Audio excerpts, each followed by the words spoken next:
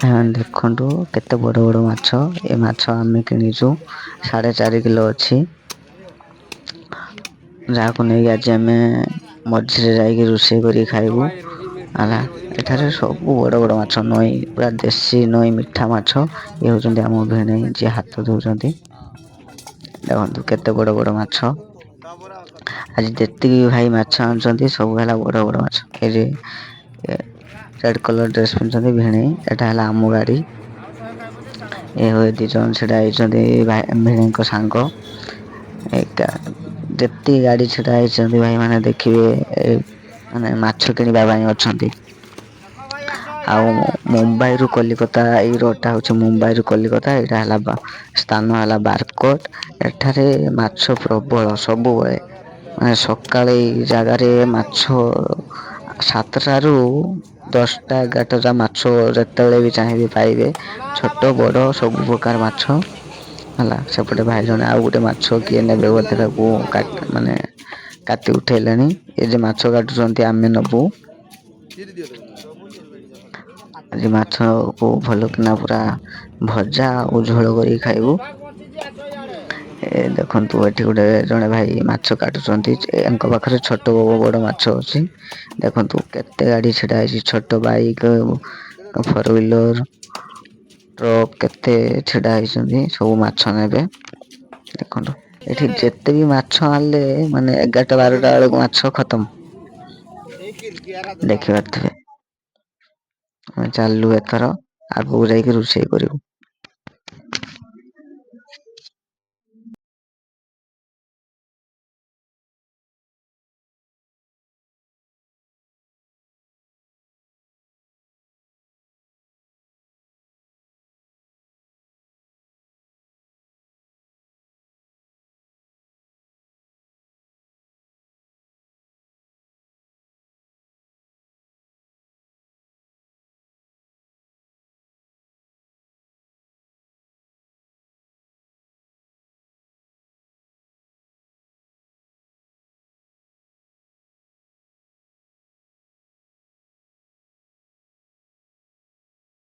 ଦେଖନ୍ତୁ ଏଇ ବୋଲର ବାଲା ଆମକୁ ବହୁତ ଡିଷ୍ଟର୍ବ କରୁଛି। ଥରେ ଆଗେଇ ଯାଉଛି, ଥରେ ପଛେଇ ଯାଉଛି, ଥରେ ରହିଯାଉଛି, ଆଗରେ ପଡ଼ି ଯାଉଛି।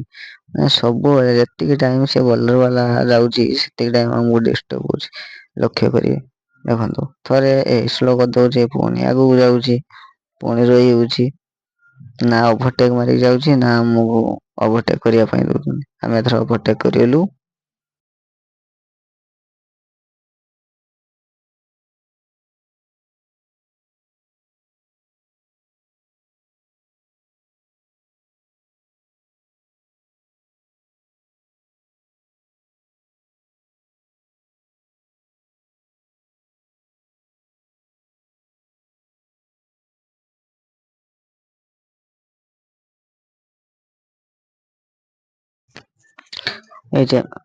ଏ ଯେ ମାର୍କେଟ ଦେଖୁଛନ୍ତି, ରଥ ଛିଡା ହେଇଛି। ଏଇ ମାର୍କେଟରେ ସବୁବେଳେ ଲୋକ ହେଲା। 2 ସାଇଡରେ ଭିଡ ପ୍ରବଳ ହେଲା। ଯେତେବେଳେ ବି ଆପଣ ମାନେ ଗାଡି ନେଇକି ଯିବେ ଏଇ ମାର୍କେଟରେ ଦେଖିକି ଯିବେ ହେଲା। ଦେଖିପାରୁଥିବେ ଅଟୋ ଗୁଡାକ କୋଉଭଳିଆ ରାସ୍ତା ମଝିରେ ଛିଡା ହେଇଛି। ବସ୍ ପାଖରୁ ଆରମ୍ଭ କରି ଲୋକମାନେ ବହୁତ ଲୋକ ମାନେ ଭିଡ ମିନିମମ୍ ରାତି 10ଟା ଯାଏ ଏଇ ଜାଗାରେ ଭିଡ ପ୍ରବଳ। ଆପଣମାନେ ଯେତେବେଳେ ବି ଯିବେ ଧୀରେ ସୁସ୍ଥେ ଗାଡି ନେଇକି ଯିବେ ହେଲା। ଆଉ 2 ସାଇଡକୁ ଲକ୍ଷ୍ୟ କରିକି ହିଁ ଯିବେ। ହେଲେ ଆପଣ ଠିକ ଭାବରେ ମାର୍କେଟ କ୍ରସ୍ କରିପାରିବେ ହେଲା। ଆଉ ଏଠାରେ ଲୋକମାନେ ବହୁତ ମାନେ ଯାହା ବି ବୁଝିବେ ମାନେ ସର୍ଟ ମାଇଣ୍ଡରେ ବୁଝିବେ। କାହା କଥା ଶୁଣିବା ପାଇଁ ସେମାନେ ଯୋଉଟା ହିଁ କହିବେ ସେଇଟା ହିଁ ତାଙ୍କ ପାଇଁ ବେଦର ଗାର।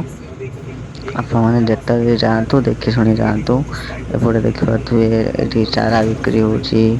ଏ ଦୁନିଆ ଗଛ ହେଲା, ଗାଡି ଦୁନିଆ ମାନେ ସର୍ଟ ରାସ୍ତାରେ ବିଭିନ୍ନ ପ୍ରକାର ମାର୍କେଟ, ଘର, ଦୋକାନ। ଏ ହଉଛନ୍ତି ମୋ ଭେଣେଇ, ଯିଏ ଗାଡି ଚଲଉଛନ୍ତି। ଚାଲନ୍ତୁ ଆମେ ଏଥର ଆଗକୁ ଯିବା। ଯାଇକି ଆଗରେ ଆମେ କହିଥିଲେ ରୋଷେଇ କରିବା ଏବଂ ରୋଷେଇ ମଧ୍ୟ କରିବା। ଚାଲନ୍ତୁ ଧୀରେ ଧୀରେ ଯିବା। ମାର୍କେଟ ବାହାରିଲା ପରେ ଗୋଟିଏ ଟୋଲ ଗେଟ୍ ପଡିବ।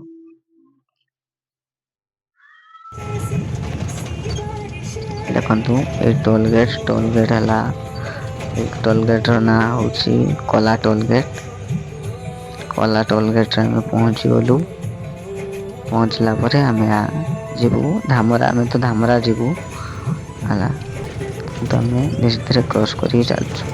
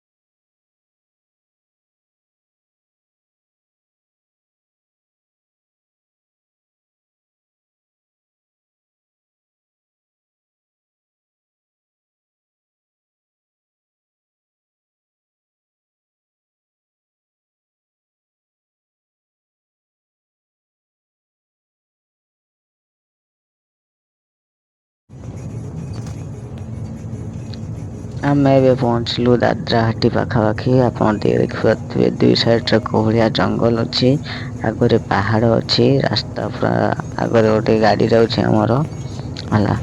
ଆମେ ଚାଲିଛୁ ପଛେ ପଛେ ଏବଂ ଟର୍ଣ୍ଣିଂ ବି ବହୁତ ବଡ ବଡ ଟର୍ଣ୍ଣିଂ ଦେଖିପାରୁଥିବେ ଗଲା ପରେ। ଆଉ ଅଳ୍ପ ବାଟ ରହିଲା ଦାଦ୍ରାଘାଟି, ଯୋଉଥିରେ ଦେଖିବେ ଆପଣ ଡ୍ୟାମ ଗୋଟେ ଅଛି, ଛୋଟିଆ ଡ୍ୟାମ ଟେ ଏବଂ ଏପଟରେ ଗୋଟେ ନଈ ଯାଇଛି ହେଲା। ଏଇ ପାହାଡର ନାଁ ହେଲା ଦାଦ୍ରାଘାଟି। ଚାଲନ୍ତୁ ଆମେ ଆଗରେ ଦାଦ୍ରାଘାଟି ଦେଖିବା। ଦେଖନ୍ତୁ ଏଇଟା ହଉଛି ଗୋଟେ ବଡ ନଈଟେ ହେଲା।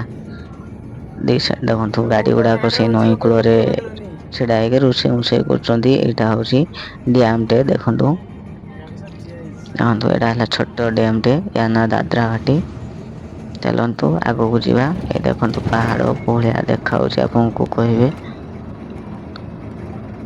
ବହୁତ ନିଟ୍ ଆଣ୍ଡ କ୍ଲିନ ଦେଖା ହଉଛି ପାହାଡ ଟା ଏବଂ ବହୁତ ସୁନ୍ଦର ମଧ୍ୟ ଦେଖା ହଉଛି। ଆମେ ଆଗକୁ ଯିବା, ଆଗରେ କଣ ଅଛି ଦେଖିବା।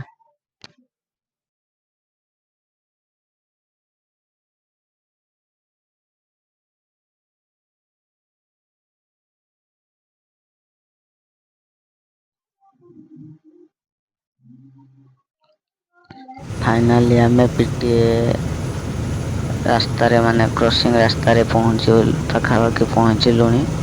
ଆପଣ ଦେଖିପାରୁଥିବେ ଲାଇନ କୋହଳିଆ କ୍ରସ ହେଇକି ଚାଲିଛି। ସିଙ୍ଗଲ ରୋଡ ଥିଲା, ଏବେ ଡବଲ ରୋଡ ହେଇଗଲା। ଦି ସାଇଡ ରେ ଗଛ, ଏତେ ମାତ୍ରାରେ ଗଛ ମୁଁ ବିଶ୍ବାସ କରୁନଥିଲି ଯେ ଏତେ ଗଛ ଥିବ ବୋଲି। ବହୁତ ସୁନ୍ଦର ଲାଗେ ଏବଂ ମୌସୁମ ସବୁବେଳେ ଏଠି ଥଣ୍ଡା ରୁହେ ହେଲା। ଏ ଏରିଆରେ ଏଠି ନୁହଁ, ଯେତିକି ବି ପାହାଡ ଅଞ୍ଚଳରେ ସବୁବେଳେ ମୌସୁମ ବହୁତ ସ୍ମୁଥ ରୁହେ। କିଛି ଗରମ ବି ଜଣା ପଡେନି। ଦି ସାଇଡରେ ଦେଖିପାରୁଥିବେ ଗାଡି ଅଛି। ଆମେ ଧୀରେ ଧୀରେ ଆଗକୁ ବଢୁଛୁ। ଏଇଟା ହେଲା ଏଇଠାରେ ସବୁ ପ୍ରକାର ଜିନିଷ ବି ମଧ୍ୟ ମିଳେ, ଡ୍ରେସ ପାଖରୁ ଆରମ୍ଭ କରି ବହୁତ ବଡ ବଡ କଣ୍ଟେନର ଛିଡା ହୁଅନ୍ତି ଏଠି ସବୁବେଳେ। ଆଉ ଖାଇକିଆରେ ଟିଫିନ ଯିଏ ଯାହା ଟିଫିନ କରିବା କଥା ଟିଫିନ କରିକି ଯାଆନ୍ତି। ଦେଖିପାରୁଥିବେ ବହୁତ ବଡ ବଡ ଗାଡି ଛିଡା ହେଇଛନ୍ତି। ଏ ଯେ ଆପଣ ଆଗରେ ଦେଖୁଛନ୍ତି ଓଭର ବ୍ରିଜ ଟା, ଏଇ ଓଭର ବ୍ରିଜ ରେ ତାଳଚେର କୁ ଯିବା ପାଇଁ ରାସ୍ତା ଏଇଟା। ଏଇଠୁ ଆମେ ଓଭର ବ୍ରିଜ ସାଇଡ ଦେଇକି ଯିବୁ ଡୁବୁରି ରାସ୍ତାରେ, ମାନେ ଖମାର ରାସ୍ତାରେ। ଖମାରରୁ ଯାଇକି ପହଞ୍ଚିବୁ ଏବଂ ଧୀରେ ଧୀରେ ଆମେ ଆଗକୁ ଚାଲିଲୁ। ଦେଖନ୍ତୁ କେତେ ୟୁଟର୍ଣ ନେଇକି ଆମେ ଚାଲୁଛୁ। ସେପଟକୁ ତାଳଚେର ସେମାନେ ଯାଉଛନ୍ତି, ଆମେ ଚାଲିଲୁ ଆମ ରାସ୍ତାରେ। ଚାଲନ୍ତୁ ଏଥର ଦେଖନ୍ତୁ ଗାଡି ବାଲା ଗୋଟେ ବାଇକ ବାଲା ଛିଡା ହେଇଛନ୍ତି। ଆମେ ଓଭର ବ୍ରିଜ ତଳ ବାଟେ ଚାଲିଲୁ। ଚାଲନ୍ତୁ ଏବେ ଆଗକୁ ଯିବା।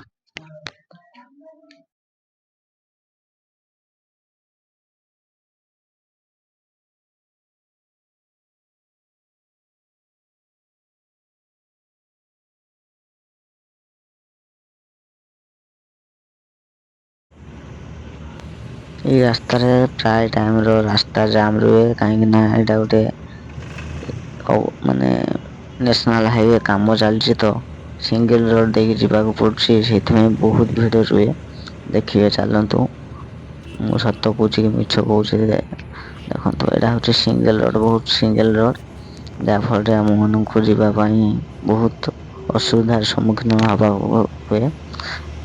ଆମେ ରିକ୍ୱେଷ୍ଟ କରୁଛୁ କି ଏନ ରାସ୍ତା ଟା ଜଲଦି କାମ ସରିଯାଉ, ଯାହା ଫଳରେ ଗାଡି ପ୍ରତ୍ୟେକ ଗାଡି ଗୁଡାକ ଧଳିଆ ଭଲସେ ଯାଇପାରିବି।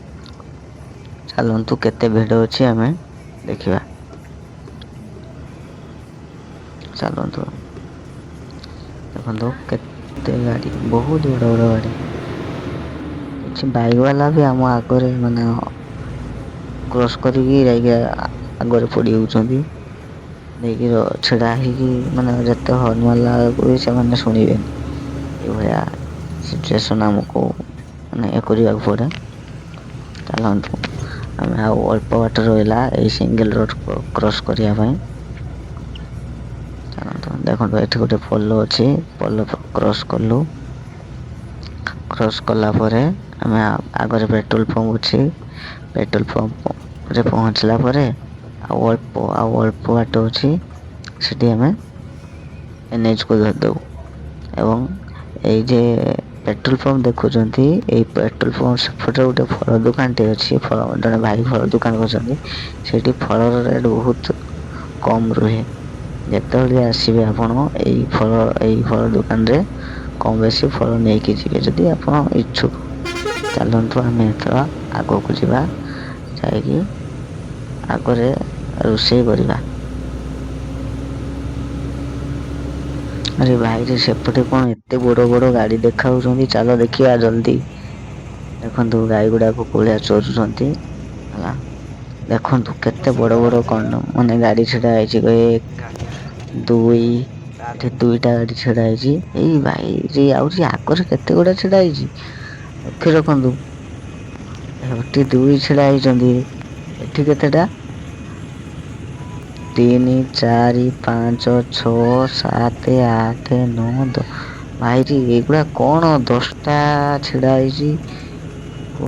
ଓ କଣ ଲେଖା ହେଇଛି ତାଲଚେର ଯିବ ବୋଲି। ତା କେବିନରେ ଆଜ୍ଞା ଲେଖା ହେଇଛି ତାଲଚେର ଯିବ।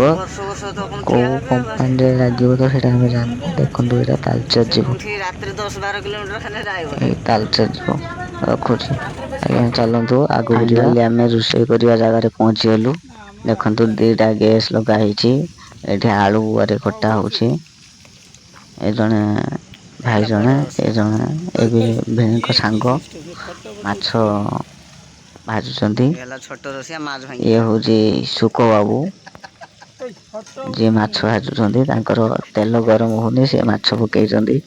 ଦେଇକି କହୁଛନ୍ତି ମୋର ମାଛ କାହିଁକି ହଉନି। ମାଛ କୋଉ ଭଳିଆ ଭଜାଯାଏ, ଏ ଭାଇ ଜଣକ ପରଫେକ୍ଟ ମାଛ ଭାଜୁଛନ୍ତି।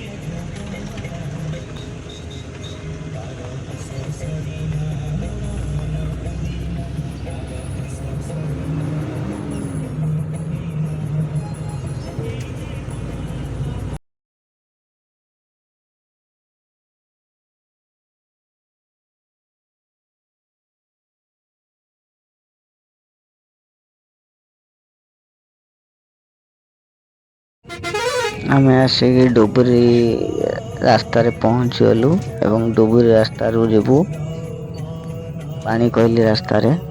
ଚାଲନ୍ତୁ ଯାଜପୁର ରୋଡ଼ ଏବଂ ଯାଜପୁର ରୋଡ଼ରୁ ପାଣିକୋଇଲି ପହଞ୍ଚିଗଲୁ ଡୁବୁରି ଛକ ଭାଇ ଦେଖନ୍ତୁ। ସେଇଠୁ ଆମେ କ୍ରସ୍ କରିକି ଯିବୁ ଯାଜପୁର ରୋଡ଼ ଏବଂ ଯାଜପୁର ରୋଡ଼ରୁ ଯିବୁ ପାଣିକୋଇଲି। ପହଞ୍ଚିଲୁ। ଚାଲନ୍ତୁ ଧୀରେ ଧୀରେ ଗୋଲେଇରେ ପାସ୍ କଲୁ। ଚାଲନ୍ତୁ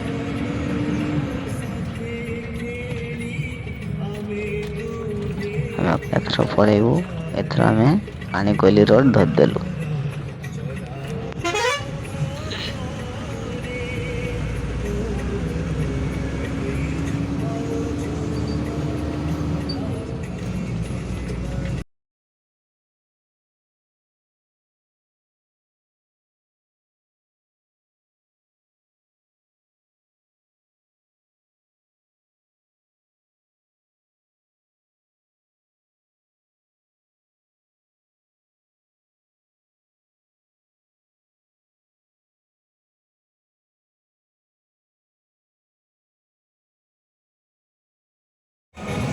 ଆମେ ଏଥର ପାଣିକୋଇଲି ପାଖାପାଖି ପହଞ୍ଚିଲୁଣି। ଏଇ ବୋର୍ଡ଼ ଦେଖାଉଛି, ଆପଣ ଦେଖିପାରୁଥିବେ।